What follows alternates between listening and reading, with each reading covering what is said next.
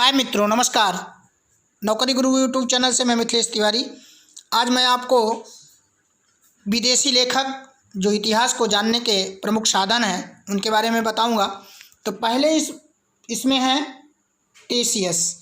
टेशियस Iran का राजवैद्य था। टेशियस Iran का राजवैद्य था। दूसरे हैं सिकंदर। सिकंदर के बारे में सब लोग जानते हैं, मकदूनिया का राजा था। सिकंदर मकदूनिया का राजा था। मेसेडोनियम का ग्रीक शासक था। इसके साथ आने वाले लेखकों में नियार्कस, आनोसिक्रेटस, आसिटोबुलस आदि थे। और सिकंदर को अलेक्जेंडर द ग्रेट कहा जाता है। अलेक्जेंडर मेसेडोनियम के नाम से इसे जाना जाता था। इसकी पत्नी का नाम रुखसाना बेगम था। और अलेक्जेंडर मेसेडोनियम के नाम से जाना जाता था। मकदूनिया का राजा था। दूसरे हैं डायमेकस। डायमेकस सीरिया नरेश अंतियोकस का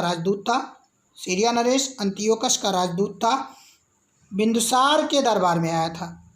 बिंदुसार ने अंतियोकस से अंजीर, मीठी शराब, यूनानी दार्शनिक की मांग की थी, पर सीरिया नरेश ने यूनानी दार्शनिक नहीं भेजा, मना कर दिया था कि मेरे यहाँ दार्शनिक की बिक्री नहीं होती है। और डायमेकस मेगास्थनीज का उत्तराधिकारी था। एक बार रिपीट कर लेते हैं।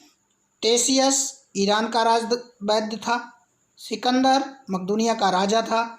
मेसेडोनिया का ग्रीक शासक था। इसके साथ आने वाले लेखकों में नियार्कस, आनोसिक्रेटस, आसिटोबुलस आदि थे। और सिकंदर को अलेक्जेंडर द ग्रेट कहा जाता था। अलेक्जेंडर मेसेडोनियम के नाम से इसे जाना जाता था। इसकी पत्नी का नाम रुखसाना बेगम था।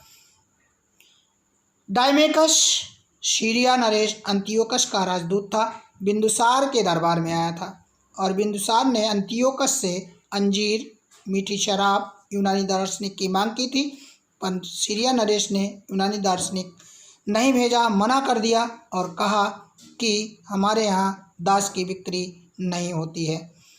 और डायमेकस मेगास्थनीज का उत्तराधिकारी था और मेगास्थनीज चंद्रगुप्त मौर्य के दरबार में आया था। उसने इंडिका की रचना की थी और इंडिका में मौर्य साम्राज्य का वर्णन उसने किया है। फिलहाल मिलता हूँ कुछ नया लेकर के। धन्यवाद, नमस्कार।